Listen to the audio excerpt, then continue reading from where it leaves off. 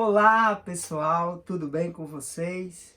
Meu nome é Herbert e eu estou aqui agora para conversar uns minutinhos com vocês acerca da vida como dom maior.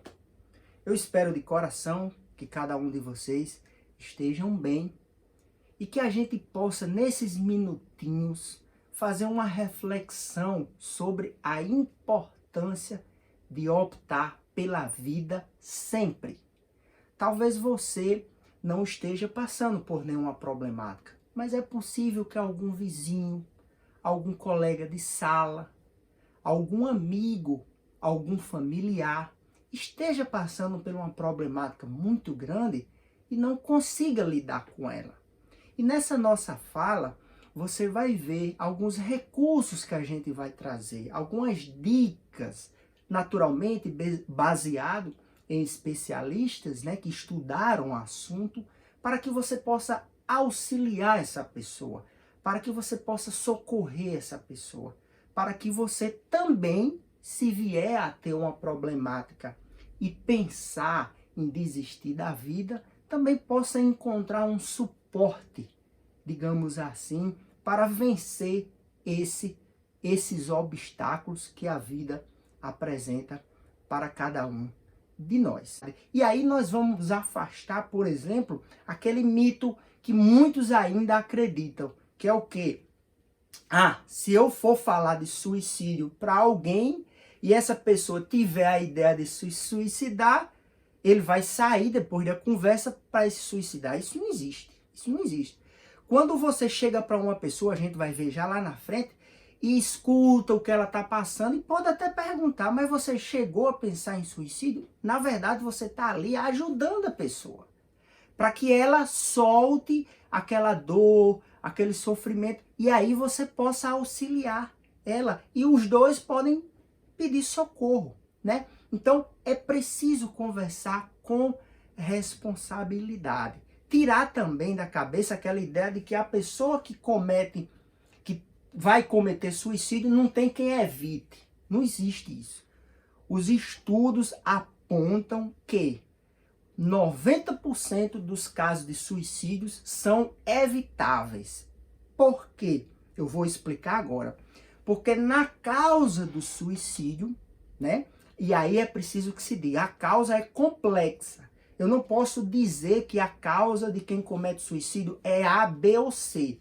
Alguém não passou no Enem, alguém terminou um namoro, alguém está passando por uma dificuldade financeira, comete suicídio. Não é por essa causa. Existem fatores, o suicídio é um fenômeno complexo, existem fatores que estão interligados entre si, pessoal, social, biológico, físico mesmo, orgânico, mental. Todos esses fatores juntos é que estão no quadro de uma pessoa que comete o ato extremo do suicídio. Então a gente não pode simplificar. Mas o que é que a gente sabe? O que é que os estudos mostram? Que 90% dos casos são evitáveis, por quê? Ou porque estão ligados a uma doença de ordem emocional, mental, E aqui a gente destaca a depressão, ou estão ligados, principalmente nos jovens, à questão do uso de álcool ou outras drogas ilícitas, porque a gente sabe que o álcool é uma droga mais lícita. Portanto, como está na base essas questões, e essas questões é possível se tratar, nós devemos evitar. Veja só, a cada 10 pessoas que se suicidam, a gente consegue evitar que 9 se suicidem. Então, é preciso conversar sobre o tema de forma madura. E aí agora a gente vai falar um pouco sobre os fatores de risco. Claro, dentro da perspectiva do jovem. E aí é preciso que a gente anote o seguinte. Na juventude, ou seja, saindo criança, adolescente, até aí os 20 e poucos anos, o jovem está em formação. Então, nesse processo de informação, ele ainda é muito imaturo para lidar com os dramas da vida. Problemas na família, problemas na escola. E às vezes ele toma decisões sem pensar muito. O que é característica natural da idade. Por isso que os especialistas e a Organização Mundial de Saúde chamam a atenção para essa faixa de idade do jovem, para ter cuidado com o que está pensando, com o que está elaborando. Às vezes uma problemática para ele fica muito dolorida e ele, na impulsividade, pensa em tirar a própria vida sem elaborar, sem esperar um pouco mais, né? Sem confiar, sem o sentimento de desesperança, né? Perde a esperança na vida. Então, é um período, é uma faixa etária muito impulsiva. Daí porque a preocupação. Esse é um fator natural de risco. Outro fator é o isolamento social. Como entender esse isolamento? Nós vemos, muitas vezes, jovens, adolescentes, ficando nos seus quartos em casa. Não interage com os pais, não interage com a família. Na escola, às vezes é do mesmo jeito, eles vão, assistem a aula, mas tem poucos amigos. Isso é um fator de risco. Porque quanto mais relações sociais a gente tem, mais seguro a gente se sente na vida. Isso tem pesquisa demonstrando isso. E aí, dentro do isolamento, a gente tem um complicador que é o bullying. Todos sabemos o que é o bullying, né? Que é aquela pessoa que, por se sentir numa situação melhor, fica humilhando as outras. O que é humilhado, se sente isolado. Ele se recolhe, ele se isola, né? Então, tanto o bullying que é presencial, hoje, a gente sabe, está podendo ser feito nas redes sociais. Às vezes as pessoas expõem as outras nas redes sociais. Isso também é bullying, eles chamam de cyberbullying. Essa característica não tem ajudado, né? Então nós temos que ter cuidado nos nossos relacionamentos dentro da escola, né? Como é que você está lidando com seu coleguinha, com a sua coleguinha? Você pode estar fazendo ela sofrer. E fazendo ela sofrer, ela pode agravar esse sofrimento, ela não vai saber lidar, não tem ninguém em casa que ajude, às vezes na escola ninguém toma atenção para isso e a pessoa acaba escolhendo a via extrema do suicídio como uma alternativa, né? Então, os especialistas também colocam essa questão do bullying como um fator de risco. Outra questão são as questões ligadas à sexualidade, né? A gente sabe que na adolescência, ser rejeitado ou não ser correspondido por um namoro, por um namorado ou por uma namorada, tem um peso muito grande. E às vezes os jovens não é natural, ele não consegue ali lidar com aquela situação e aí vem o isolamento de novo, ele se isola, né?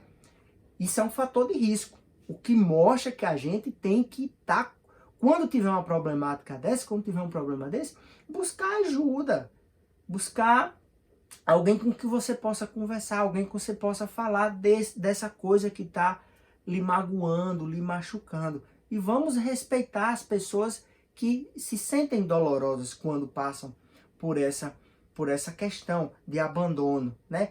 E dentro da temática da questão sexual, nós temos a intolerância à sexualidade do outro. Ou seja, não respeitar o outro, por exemplo, escolher uma orientação sexual distinta da sua, né? Isso é grave, né? Às vezes tem famílias que também não admitem que o filho ou que a filha escolha uma orientação sexual que os pais não concordem.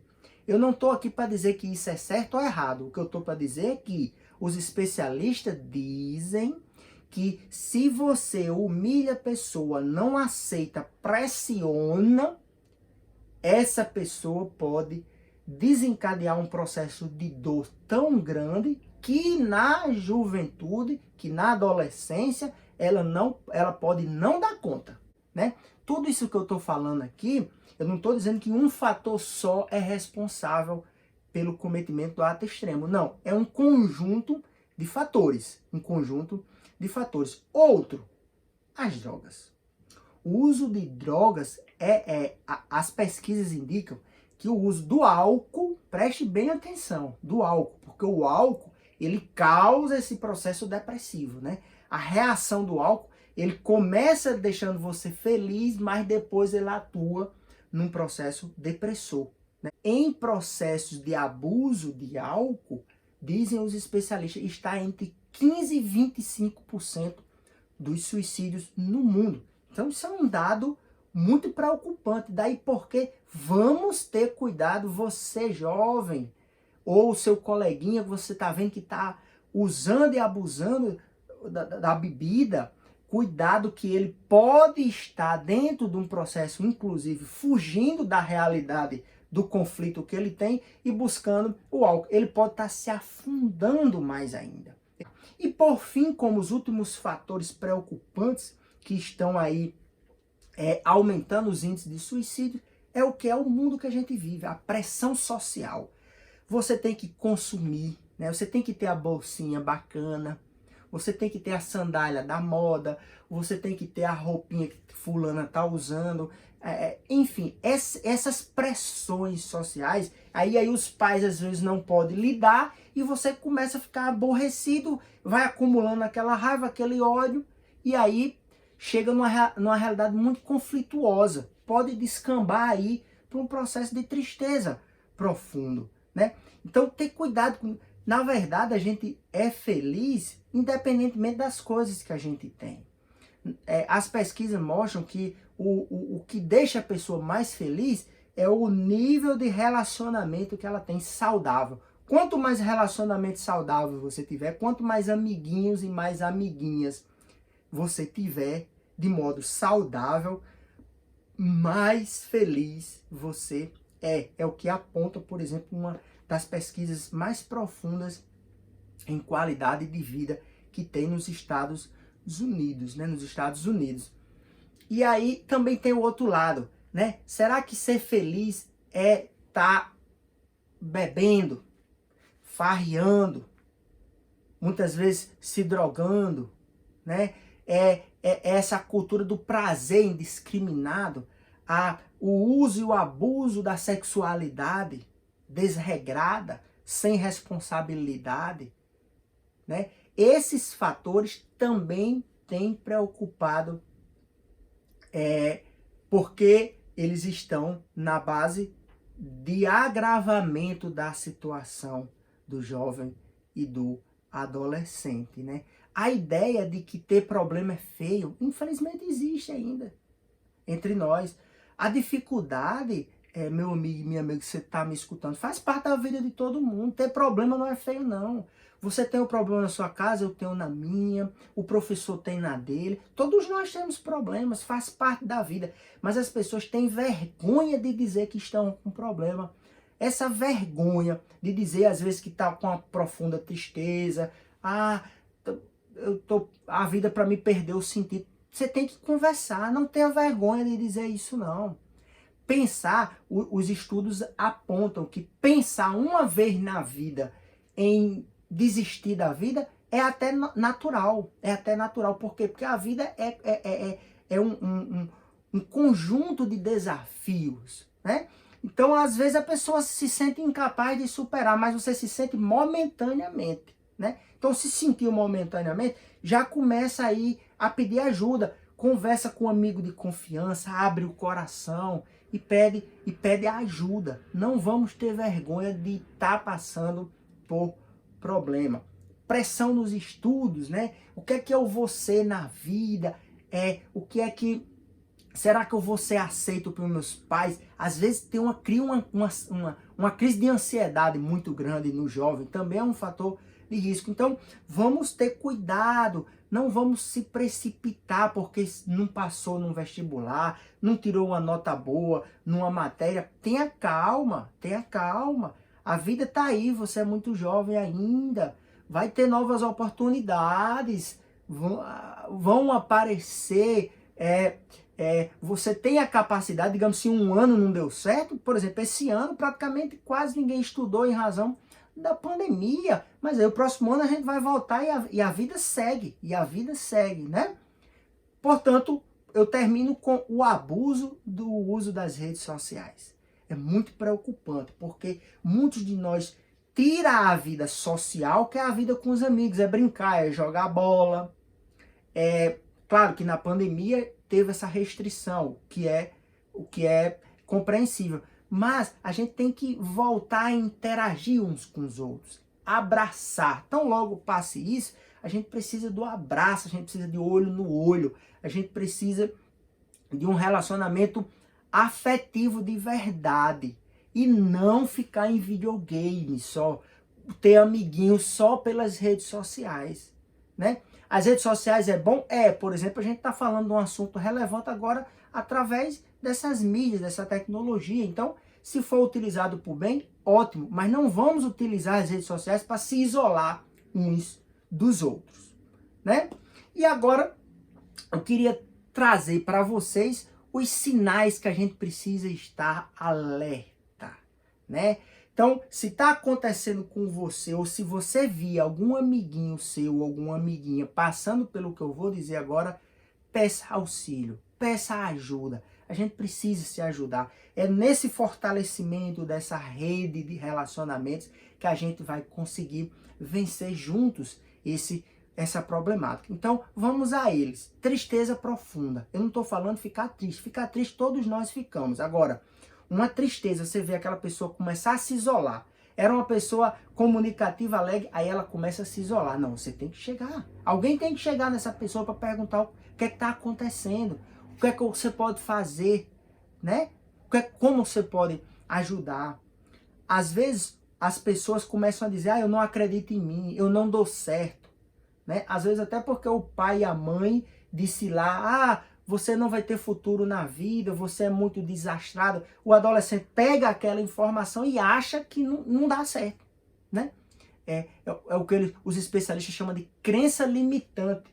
Aí ele fica com aquilo, acha que não dá certo. Enfim, essa pessoa precisa de ajuda. Se é você, busque ajuda. Né? Tem o CAPS, né, que é o Centro de Atendimento Psicossocial. Tem as escolas, muitas das escolas, a gente teve a oportunidade de passar em algumas em Parnamirim, tem um setorzinho lá com o psicólogo, o assistente social, né? Se você não está conseguindo lidar com o conflito, com o problema, peça ajuda, peça ajuda. Outro fato, às vezes a pessoa começa na rede social a dizer, a vida para mim perdeu sentido, eu não acredito mais na humanidade, né? Esses fatos também são veiculados por vezes nas redes sociais, Instagram, Facebook, Twitter, enfim. Se você perceber e for um amigo seu, chegue até a pessoa, abra o seu coração e diga, eu estou aqui para lhe ajudar, o que é que está acontecendo. E se for com você, peça ajuda. A dor, se ela não for compartilhada, ela pode se tornar insuportável. Então, compartilha sua dor com alguém da sua confiança, né? Se você conhece alguém que tentou suicídio, né? Ou se você tentou suicídio alguma vez na vida, você está no amarelo, né? Situação de alerta, alerta, alerta, se não no vermelho, né? A depender de como você está pensando. Então, tá nessa situação, tem que ter ajuda. Tem que ter ajuda, porque na base pode estar um processo biológico, fisiológico, seu próprio organismo, seu cérebro não está bem e você não consegue encontrar alternativas na vida, portanto, tem que pedir ajuda. E como ajudar essa pessoa? Eu já disse aqui algumas dicas. O quê? Conversando com ela. Deixe ela soltar. Deixe ela dizer o que é que está preocupando. O que é que os especialistas dizem? Quando a pessoa solta, né, vai conversando sobre o problema, ela mesma consegue, depois, quando conversa, elaborar melhor as ideias. Tem um recurso que deve ser falado sempre, que é o Centro de Valorização da Vida. Mais de 50 anos trabalhando só com a temática do suicídio. São voluntários especialistas nesse diálogo que eu estou falando aqui, no acolhimento, em receber você do jeito que você é, sem julgamento, sem lhe comparar. É assim que a gente deve aprender com o CVV, como é que a gente vai lidar com as pessoas que estão em sofrimento. É acolhendo elas, é abraçando elas. Elas precisam de suporte emocional. Se a gente for criticar, dizer, isso aí é frescura, isso aí é coisa de quem não tem o que fazer, isso aí é coisa de quem não tem Deus no coração. Fica dizendo essas coisas, julgando a pessoa, e a pessoa fica com mais problema. A pessoa fica mais perturbada, porque você coloca ela para baixo, né? Então é preciso fazer o que o CVV faz. Eu estou aqui com você. Eles atendem por ligação gratuita, basta ligar o 188, ligou, eles atendem, estão lá prontos para ouvir e aceitar você do jeito que você é. Porque dentro de nós tem essa força de se a gente basta ter um momento de distanciamento do problema, quando você fala, você consegue olhar ele diferente, quando você bota para fora, né, você mesmo elabora ele diferente. E aí você consegue superar aos poucos, principalmente a depender da gravidade, quando tiver a ajuda de um psicólogo, psicoterapia ou de um psiquiatra, porque pode prescrever, inclusive, medicamentos. E aí é importante, eu termino aqui falando como ajudar a pessoa, ver se a pessoa está em risco, né?